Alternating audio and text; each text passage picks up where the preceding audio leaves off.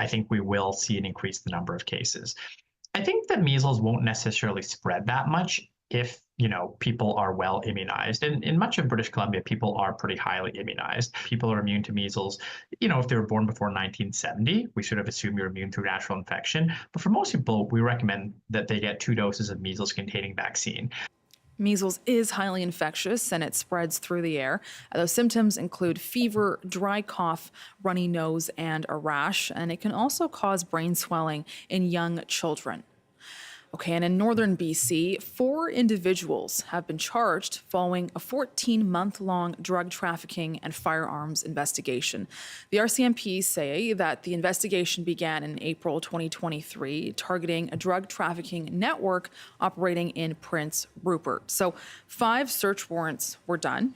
Investigators seized items such as 9 firearms, 1.2 kilograms of methamphetamine, and 16 grams of cocaine. 4 people are all facing criminal charges, and those include counts of trafficking a controlled substance. In their ages, they range from 27 to 38. Out at the University of British Columbia, there's a brand new recreation center. So the university says it triples the indoor fitness space on campus now.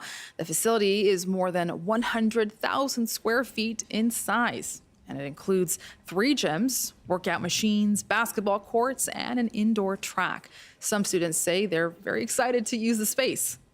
Very spacious, and everything is new, and so far it's great. Like I'm on the exercise bike, I can look outside, I can look at the trees, I have light coming in, I feel more comfortable. Yeah, I think it's pretty cool to have an indoor track because outside it gets all mucky and slippery on the track over there. And UBC Recreation says the space is needed, with students having had to wait in lines to use other facilities on campus. That building took around 2 years to build and cost nearly $70 million. And big news for hockey fans. Forward Evander Kane is set to move from the Edmonton Oilers to the Vancouver Canucks. That trade was just announced today. So Edmonton gets a 4th-round pick in this week's NHL entry draft. But the Vancouver Canucks say Kane's physical power will add some much-needed size and toughness to the group, and that they're excited to bring him back home to Vancouver.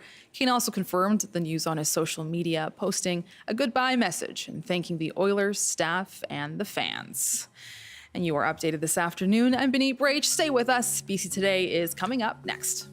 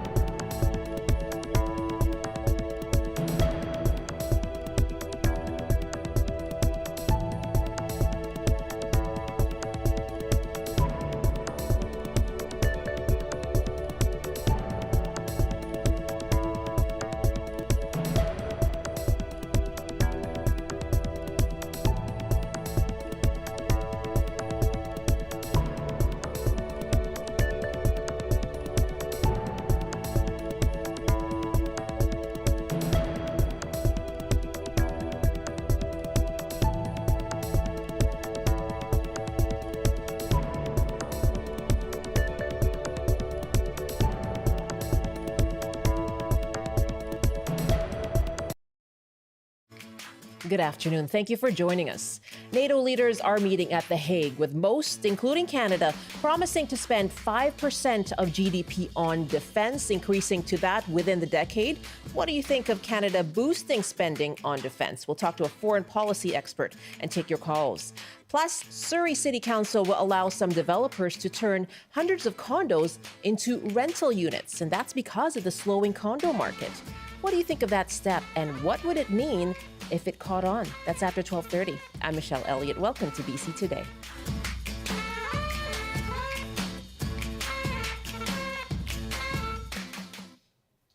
Thanks for joining us on CBC Radio, CBC Television. We're live streaming as well on YouTube on the CBC British Columbia page, and we are live on TikTok right now as well, so you can join the conversation there too. Well, it's been described as the largest increase in defense spending since the Second World War. This morning at The Hague, Prime Minister Mark Carney announced Canada has pledged to meet NATO's new defense spending target, 5% of GDP by 2035. Carney has said that new benchmark would cost $150 billion per year. This morning, he spoke of an evolving international order. And now, with those evolving threats worldwide, the threats to our own sovereignty are becoming more acute. With increasingly open Arctic waters and rapid advances in cyber and AI and quantum, with advanced missile capacities, we can no longer rely on our geography to protect us. As the global landscape shifts, the collective security created by the alliance remains the strongest and the most effective way of protecting Canadian sovereignty and protecting the security of Canadians. Now, the new target is higher than the former 2% of GDP, which Carney recently announced Canada would meet this year for the first time. We're asking you, what do you think of Canada ramping up defense spending? You can call us now, 1-800-825-5950, 604-669-3733. You can also hit pound 690 on your cell phone. You can email bctoday@cbc.ca or leave your comment on our TikTok Live. My guest is Michael Manulak, professor at Carleton University's Norman Paterson School of International Affairs. He's also a former policy staffer at Canada's Department of National Defence. Good afternoon. Thanks for being with us, Michael. Hey, great to be with you, Michelle. How significant is this new NATO target of spending 5% of GDP on defense?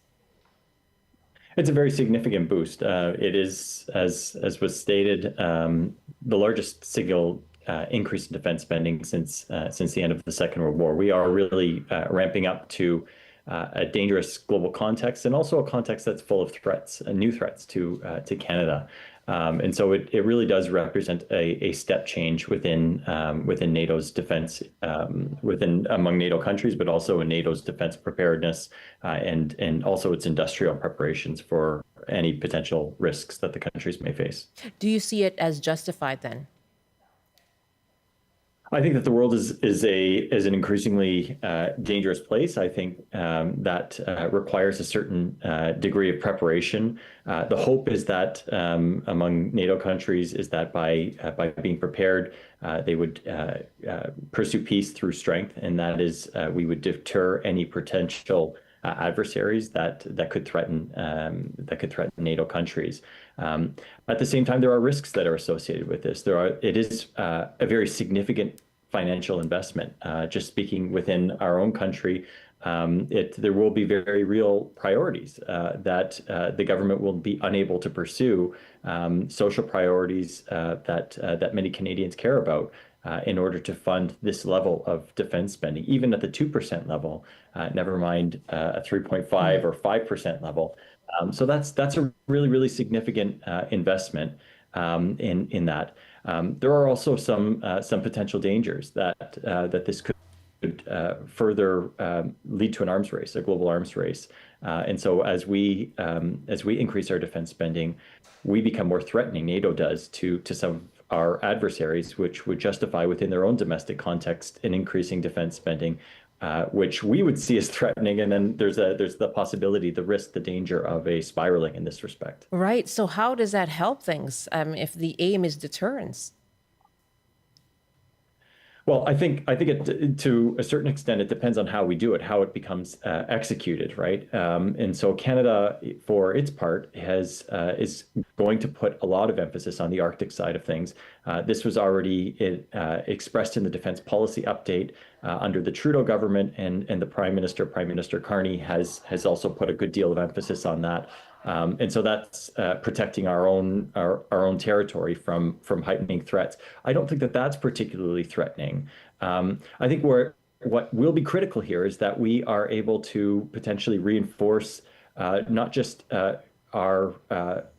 not just pursue military primacy in a sense as a mechanism of deterrence, but also is using this as a means of reinforcing multilateral institutions and a rules-based international order that Canada certainly benefits from. We do benefit. Canada benefits from being in a safer world. We have some comments coming in now. My guest is Michael Manulak, a professor at Carleton University's Norman Paterson School of International Affairs, a former policy staffer at Canada's Department of National Defence. On TikTok, we talk about, Mark Carney was asked this morning whether there would be public support or social license for this increase in spending. Vince comments on TikTok, more taxes. Great. Okay, thank you very much. And an email from Dave in Squamish. Don't worry about Canada spending 5% GDP on the military. It is a delaying tactic adopted obviously by all the NATO leaders to ward off Trump and his threats until he is no longer on the world political stage.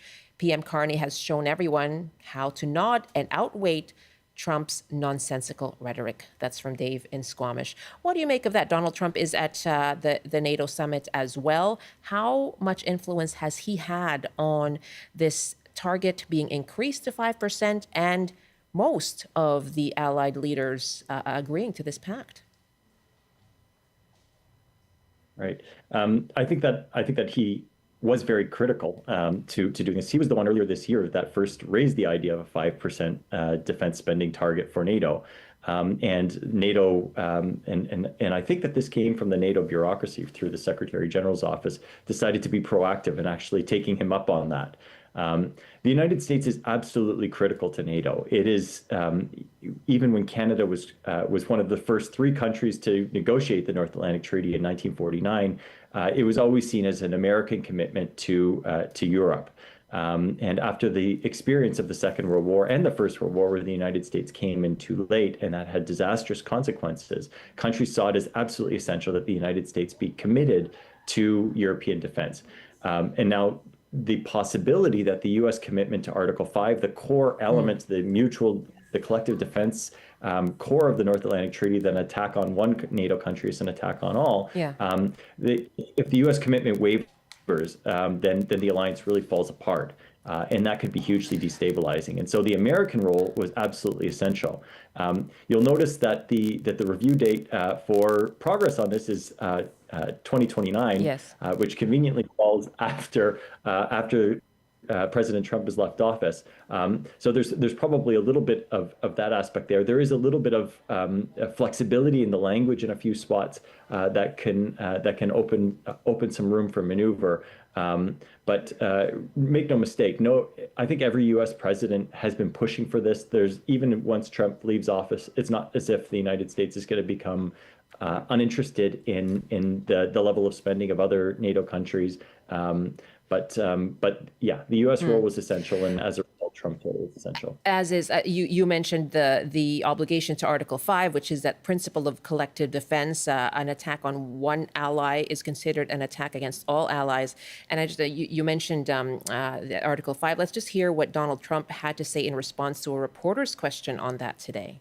You said you would clarify your stance on Article 5 just yesterday. Is that something you can explain? I stand with it. That's why I'm here.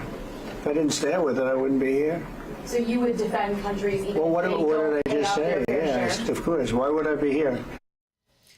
Okay, Michael Manulak, I don't know. I'm not going to ask you to interpret what he's saying there, but how much? What do you make of his comments, and how much pressure is there on Donald Trump now to commit to Article 5, given the commitment of member states to the 5% increase, or the increase to 5%, pardon me?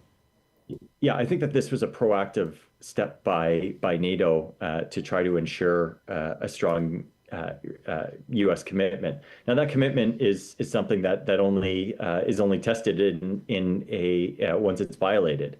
And so, as long as he retains that language, as long as he's given something to walk away with and say, "Look at what I've done," and you've noticed the Secretary General of NATO was very complimentary, was really took that approach of flattering the president and flattering his impact on the summit.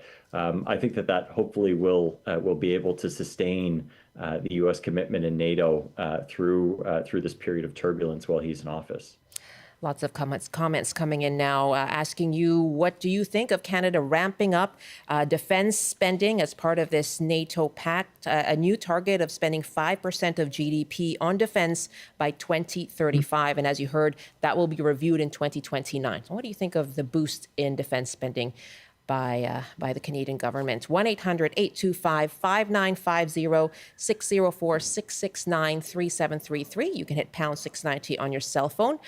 Our email is bctoday@cbc.ca, and we are live on TikTok as well, so feel free to put your comments there. Lots of comments coming in. In fact, Michelle writes, Canada should focus on protecting themselves and not the United States. The U.S. is unreliable.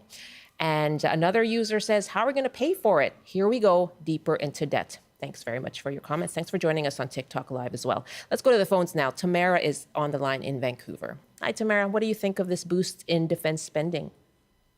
Well, first of all, I think that people are saying, oh, our taxes will increase or how will we pay for it? I think they're being incredibly naive because it's kind of, we have to find the money. This is one of the most important issues of our time right now when, evil strongmen like Putin are allowed to just do whatever they want. Clearly, I'm Ukrainian Canadian, and so this, it's a real sore spot for me, but he seems to be someone who just can't be controlled. And with Trump likely bought by the Kremlin, I mean, it's fairly obvious that that's the case, that he's acting in their interests, not in America's, not in Canada's, certainly. We're not going to be able to buy into this golden dome asinine sort of idea. We have to defend ourselves, or we're sitting ducks because of our geography. It makes no sense for us to whine about how we're going to pay for it.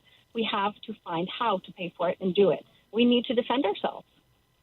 Tamara, good to have you call in. Thanks so much for your call. Pete is next in Vancouver now. What do you think of the boost in defense spending, Pete?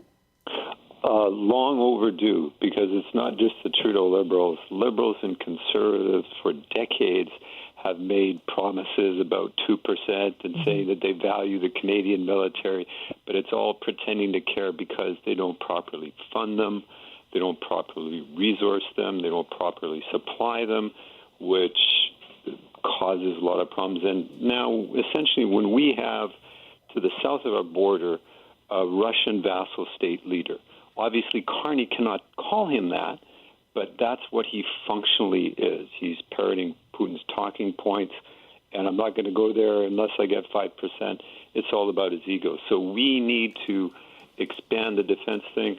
The 5%, some European countries are going to do that because you have to assume America is going to abandon NATO, right? America, it's just a matter of when he's in power, and you need to plan for that, so they need to ramp up. But we should also get more integrated in Europe. Why should we be relying on American arms when the Americans have threatened to annex us and destroy us, and the Americans, what they did to the Ukrainians, where they decided to, Donald Trump is upset, so we're going to stop the supplies, and we're going to kill off the intelligence that we've been given to Ukraine, and the Ukrainians get slaughtered.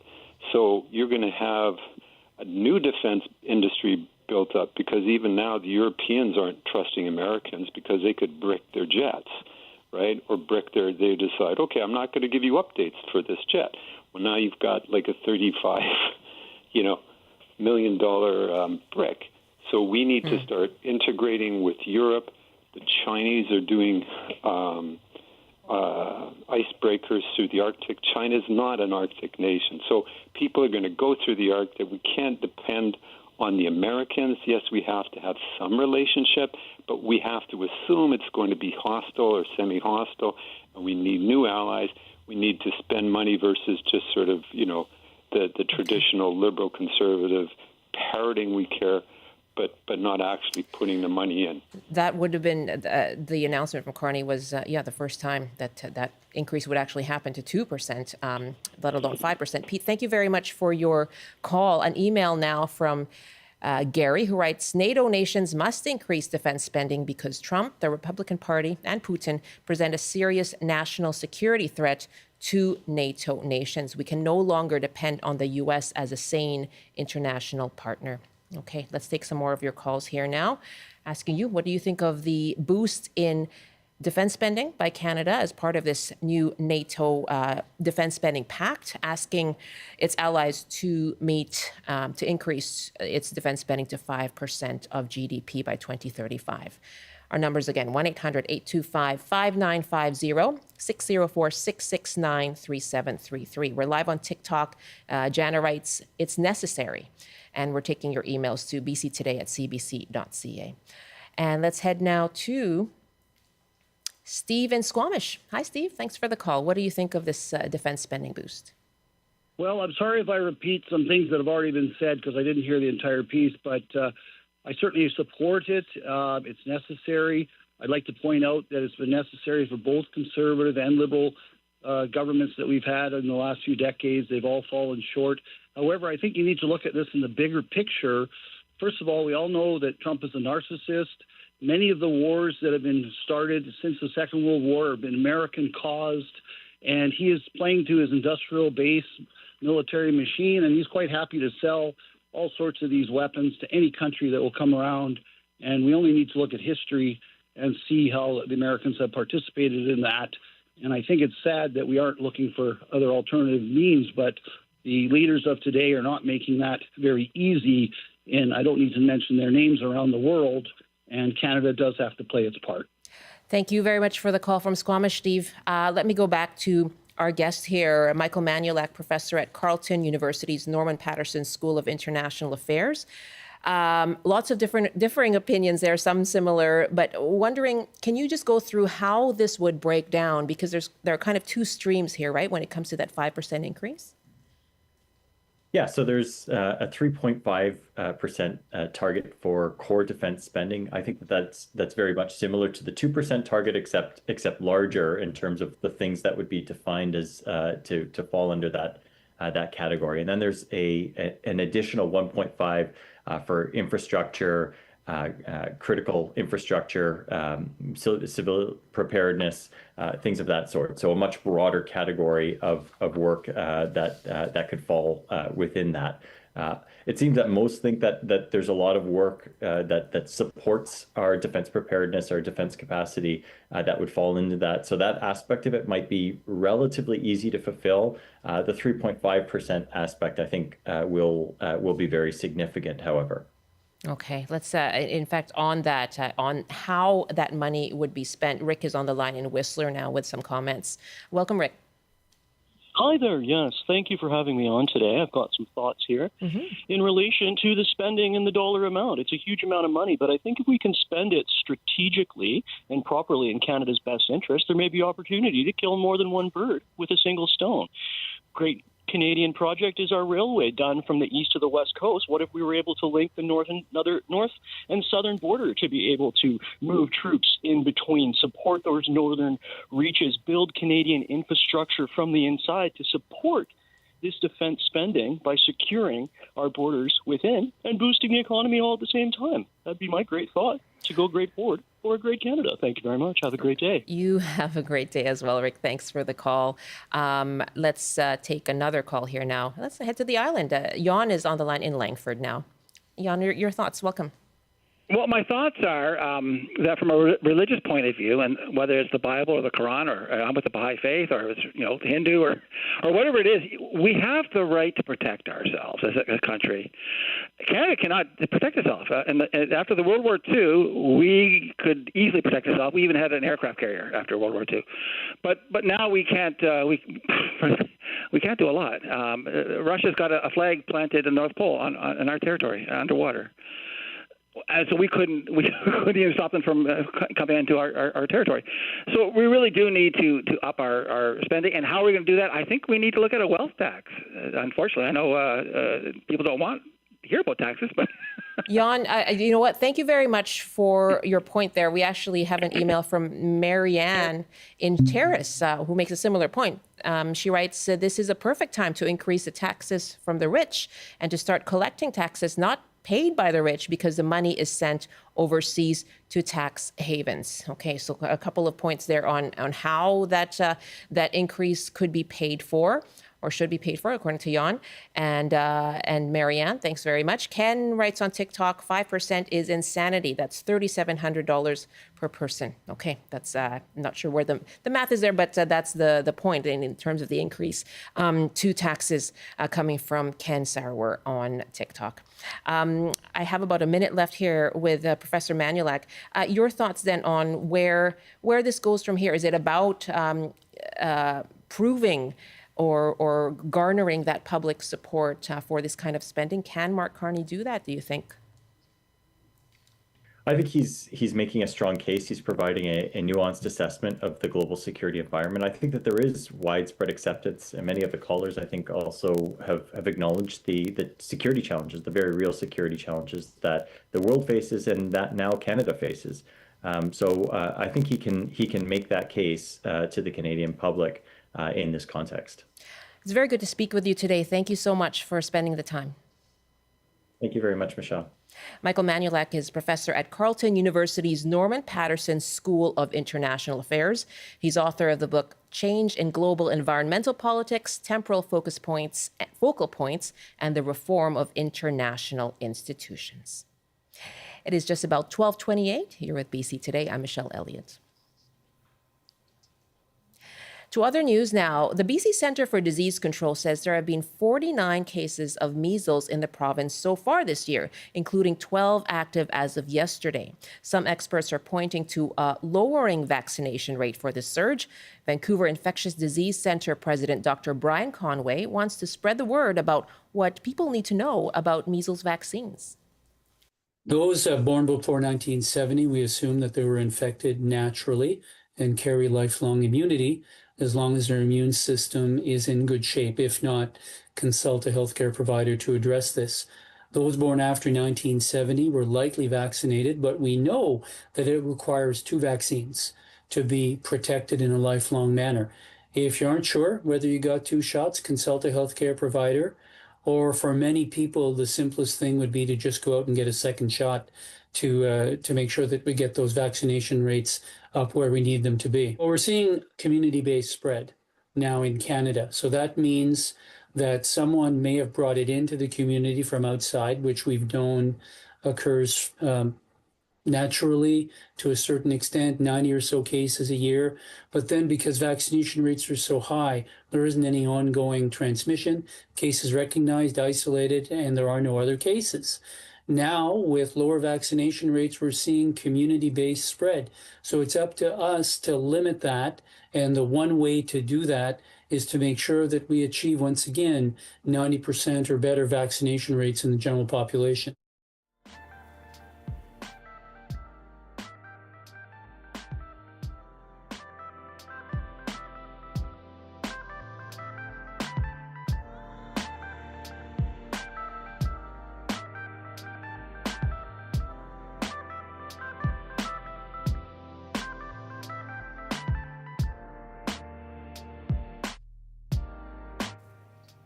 You're with BC Today. One more email on the question of what do you think of Canada boosting its defense spending as part of this new NATO target, 5% of GDP by 2035. Mina writes, boo to that. We need housing, transit, and more healthcare, not military stuff. Okay, thanks very much for your input there as well, Mina.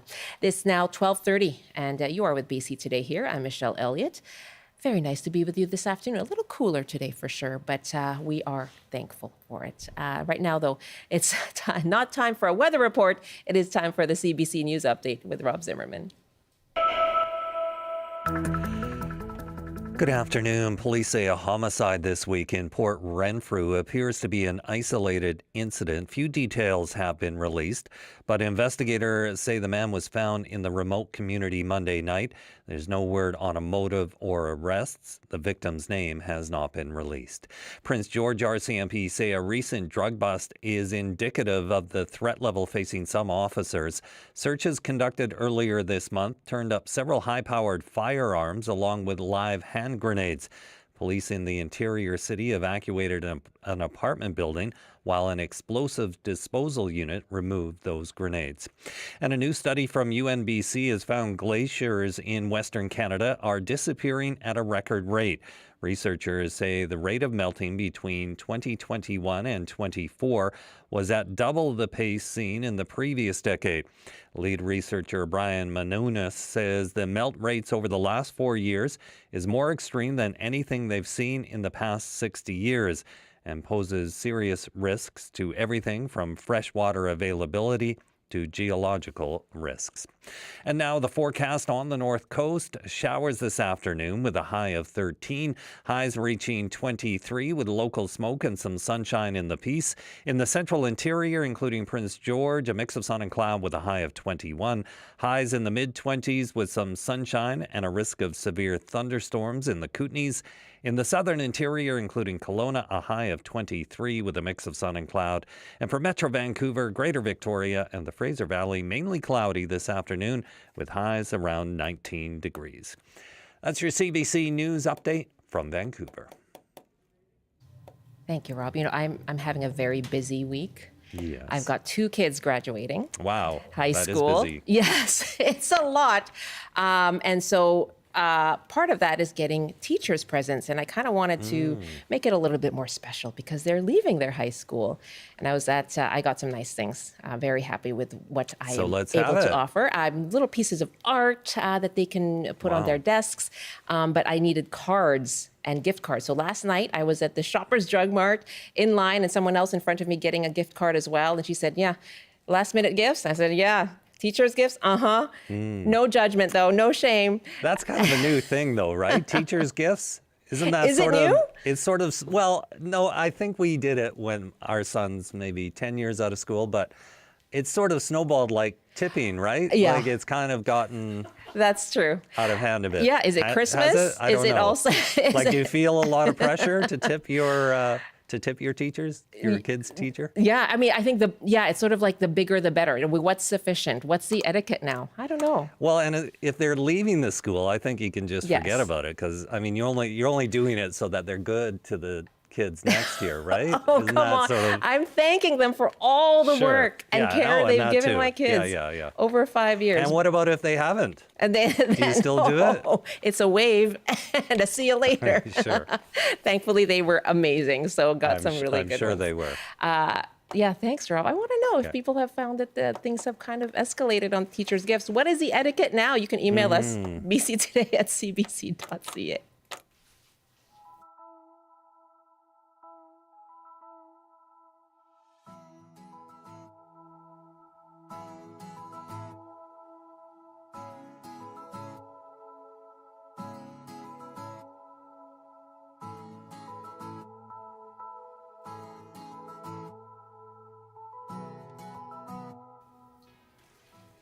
12:34 now, here with BC Today. I'm Michelle Elliott. Well, we have been covering the slowdown in the condo market in BC over recent weeks. And some of the reasons include interest rates, prices being slower to come down, as well as declining immigration. So in light of that, Surrey City Council has approved changes to development permits for 3 towers that were meant to be condos. So it means hundreds of condos will now become rental units. Surrey City Councillor Linda Annis says the change is needed because of market conditions. We have many, many projects on the books right now, but it's making it so that the developers can afford to actually build these projects. We have somewhere in the area of 40,000 units that have been approved for development, but they don't have the shovels in the ground. We need to find a way to get those projects moving forward. That's Surrey City Councillor Linda Annis. Others, though, worry the change will impact renters down the line when they're looking for places to buy. Here's real estate advisor Menraj Dosange. I am kind of scared that we're not going to see much more strata being completed. If you just look at the development timeline and just the life cycle, the way that I see it, we're not going to see another rush of major supply until maybe the early 2030s to 2035. 1/3 of Canada is renters. 50% of those renters have a hope of owning a home one day. And so if you continue to look at that demand, but the supply that's starting to now disappear, it only spells one thing.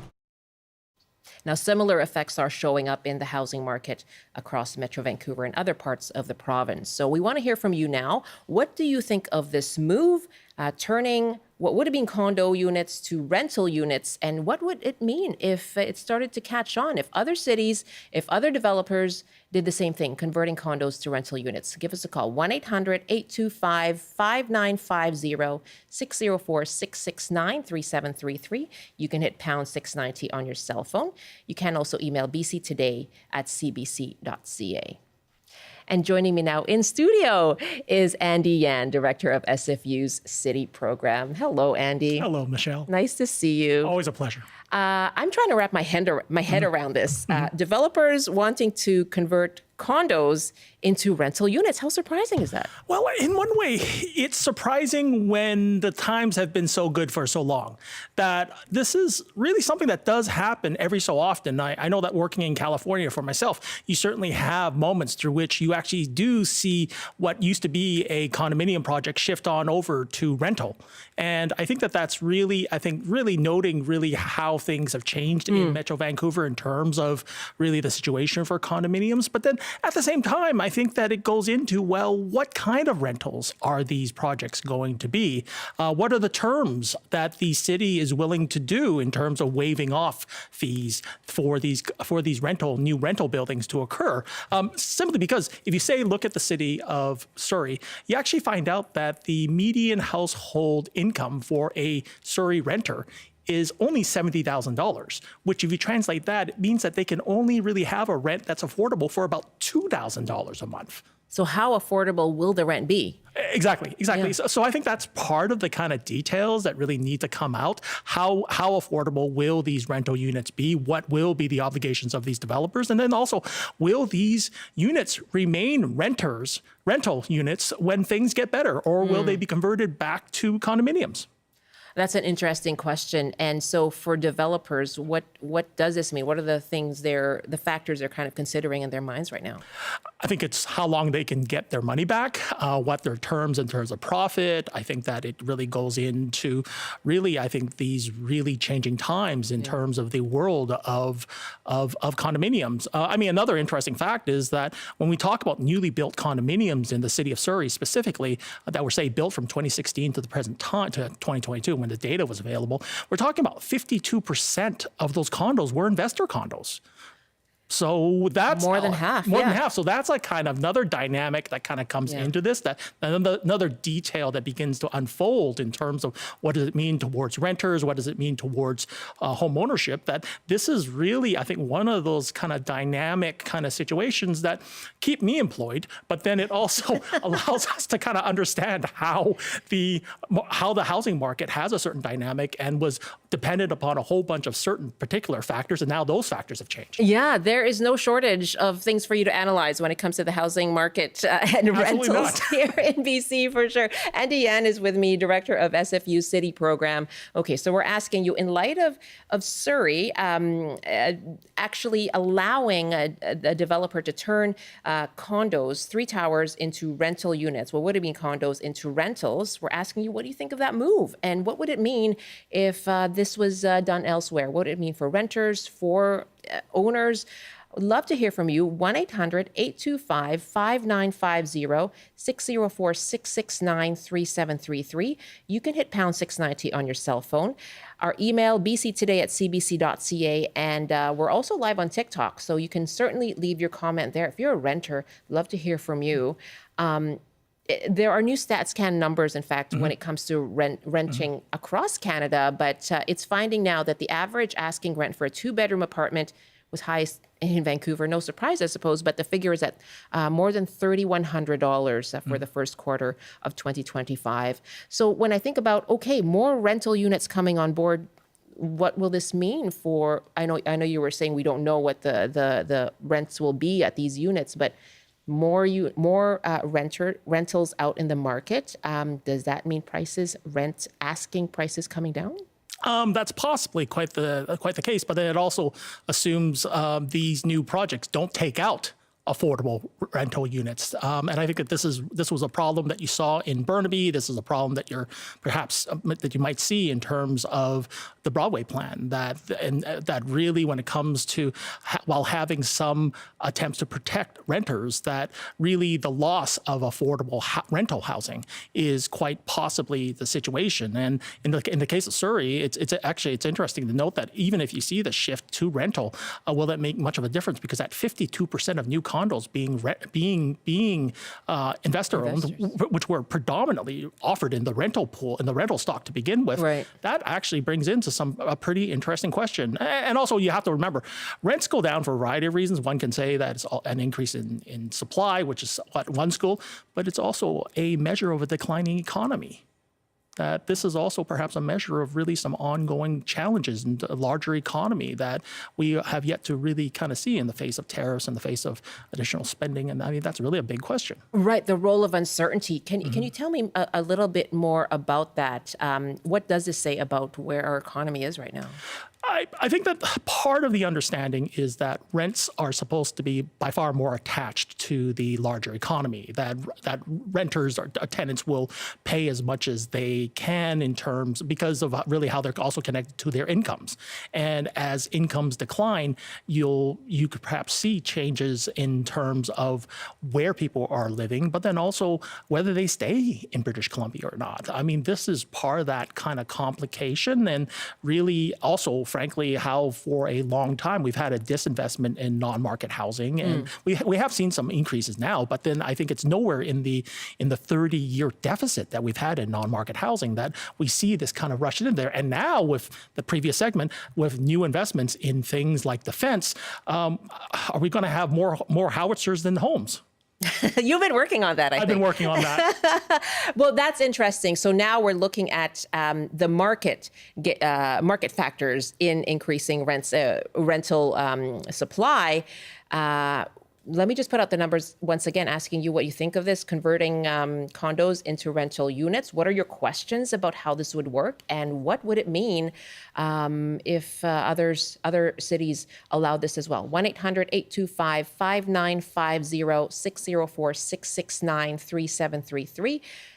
Or just hit pound 690 on your cell phone. Our email address is bctoday@cbc.ca, and on TikTok we are live right now, so do feel free to leave your comment there. Vancouver posted on TikTok, I'm concerned that developers are becoming too vertically integrated as it is. Developers will make up the difference in kickbacks from long-term contracts with vendors. And so perhaps, Andy, you can just tell us a bit about what vertical integration means. It's the idea that you have developers who are not only, say, developers, but are involved in things like construction, involved in things like materials acquisitions, and through which really have an ability to really define prices. And I think that's a possibility. But then of course it goes into, well, what's the data like? What do we really see that? But then I mean, it's an interesting question, just given the kind of state of development that we've had that we've created in metropolitan Vancouver for the last 30 years. So are you saying then that it's a problem to sort of leave it to the market to continue to fill this gap? There needs to be more of that non-market housing that you say government has gone out of. Well, I think that if you depend upon the market system to provide housing, then affordability is for those who can afford it.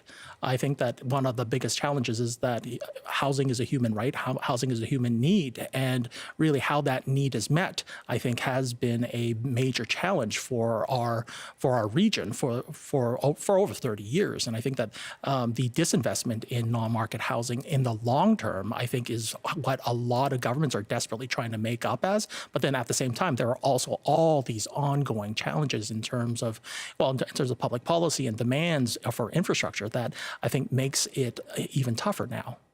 On that note, on the market and where the trends are when it comes to rental housing, the early edition this morning spoke with Michael Geller, who has called into our show, in fact, a planner and real estate consultant, and he pushed back against this trend toward rental housing. So he talked to Stephen Quinn this morning. Here's what he had to say.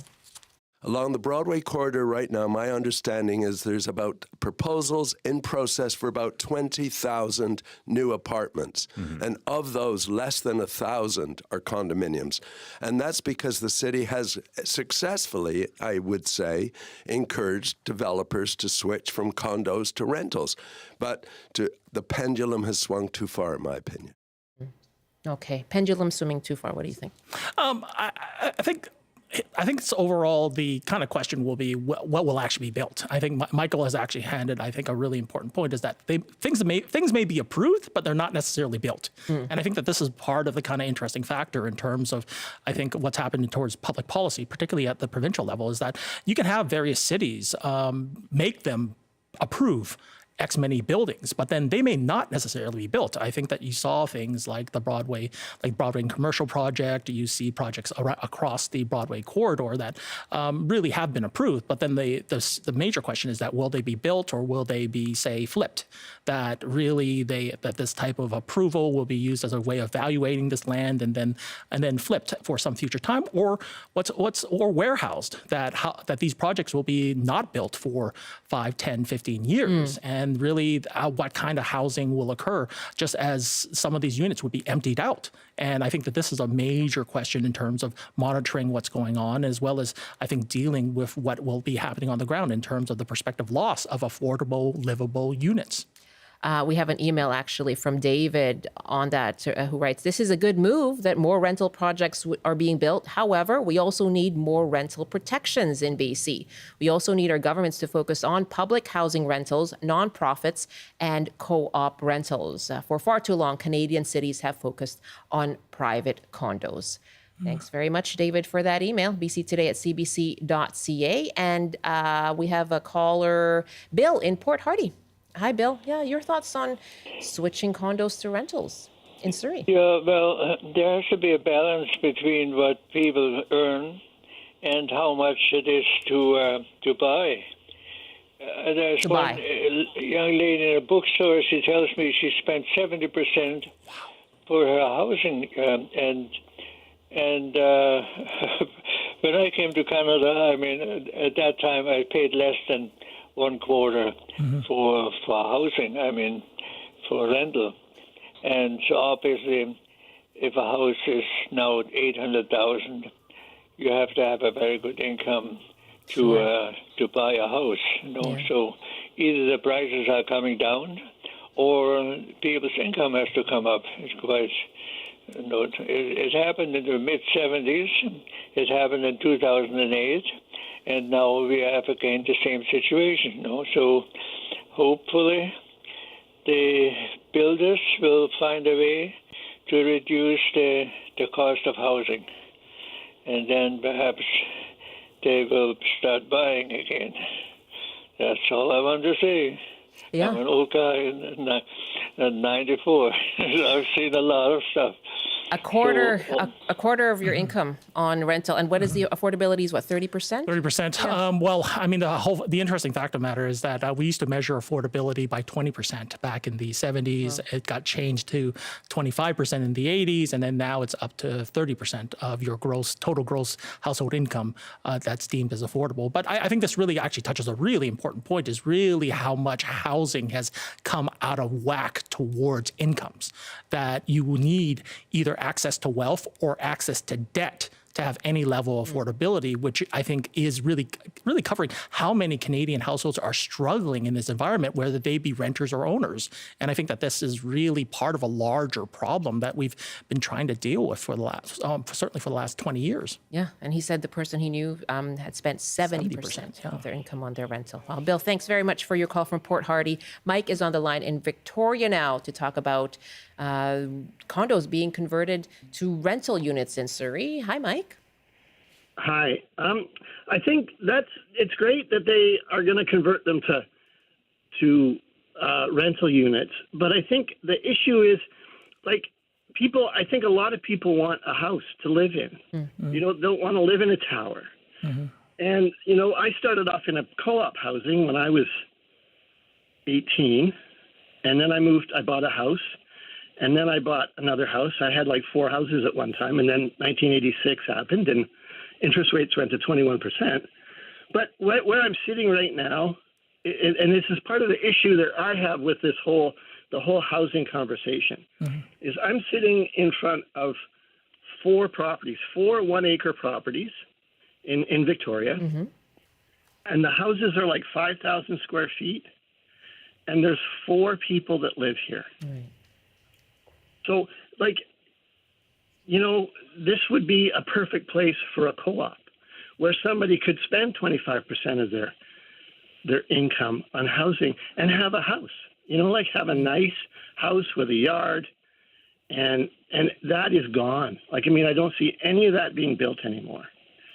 And it's just, I really feel like we got to get back to bulldozing houses is great to build towers, but those houses, that's where I started and that's where, the house I have now is going to be where my kid starts because he's not going to be able to afford $1.4 million for a house.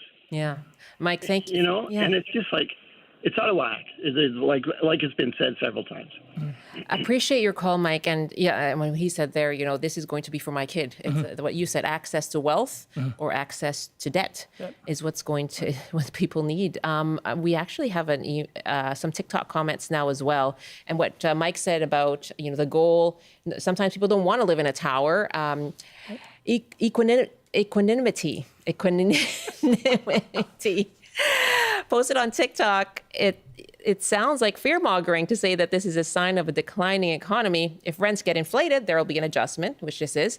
Another concern is that condo floor plan layouts are not sustainable for families to live and grow in, whereas purpose-built rentals seem to be mandated to cater to families, at least to some percent of the units. So does converting a failed condo to a rental mean adding non-livable units to the rental market? That's really originally actually going back to the first question. And I think that really goes into how much it goes to the importance of livability, that within livability, it also highlights the importance of design. And within the element of designing the units, also the surrounding amenities. That I think this is the larger concerns around towers is really not only specifically within the tower and the living space, but then the kind of collection of how is that space designed and then what are the amenities around it. But towards the issue about fear-mongering, it's not fear-mongering, it's just an economic fact. So I think that, but going back to the issue, I think it really does go into, for these rental units that are being proposed to be built out, what are their sizes and really what are the kind of amenities that are going to be around these units. This is probably one of the major challenges in terms of really having the number of units being built is really not about unit numbers. It's about amenities around them to support people living in those units, whether they be singles or couples or families, children. Yeah, the livability. What do you make of the comment we heard earlier from the real estate advisor who said, they may be people who are renters now are hoping to become buyers down the line. So what will this mean for them in the future? Well, I think that's really one of those questions that time will tell. Again, finding out that over 50% of condominiums in the city of newly built condominiums in the city of Surrey were investor-owned. Really, when will those convert towards, say, those who are who are going to be there living there full time? That I think that this is really one of those things that it's too early. In one way, it's very early to tell. You can think about all this. It really only has been about almost 3 months. Yeah, and you kind of think about how it was really more about seemingly the fragility of the system, how we've all become used to the good times. And now in the last 3 months, it's been just a little shaky. And I think that in one way, only time will tell. I've heard that a lot. This is seeing this swing and how it will land in the future. It's about time will tell. We have actually some more TikTok comments here and emails coming in as well. Our number is again 1-800-825-5950, 604-669-3733. Carter writes, I want to move back to BC, but it is so expensive. Thank you for that, Carter. That's fair. Vancouver, again, posted on TikTok, rentals or condos isn't that important. At least condos have some element of democracy through strata, but even those are being controlled by developers' own rental management company. Okay. We have another email. We have an email now from Evangeline who writes, after speaking to a real estate agent, the newest goes is when a developer registers a building as condos for sale, but then switches to for rent. The end game is to rent until the building is paid for, and then renovate tenants and go back to for sale to sell the units at even higher prices. It's a loophole that developers are using to benefit only themselves. Evangeline, as you say, time will tell as to what happens. I mean, one hopes that through these types of changes that the respective cities will have negotiated contracts with developers. Some guarantees, guarantees that these will remain as renters. I mean, in the case of the city of Vancouver, you actually do see some of this occurring with some of these rental buildings that they have to remain rental buildings for at least 20 years. So there is really this kind of question that you have to also look at the details. Like, yes, you have all these proposals for condo buildings to become rental, but the details really have yet to really been known towards the guarantees that the city's willing to give if these developers do receive the kind of waivers that they may be requesting. Very important, those details. Stephen is our last caller now in Gibsons. Hi, Stephen. Hi there. How are you? I am just fine. Thanks for calling in. Hi, your thoughts on, I guess, the shifts that we're seeing in the condo and the rental market right now? I have to tell you a very short story. I came off the ships in '76, and a friend, Alex, said, let me show you something. Before you go back to university, let me show you this. And we went to a repossessed building, and they were selling condominiums. And I went, why the hell would anyone want to live in an apartment? You buy a house, you don't buy an apartment. It was the very first one in '76, '75. And he bought 3 at $50,000 a piece and flipped them for $250,000 each when he did sell them. I didn't. I went to university and it was a bust. I didn't make it through the program. But now I'm still renting.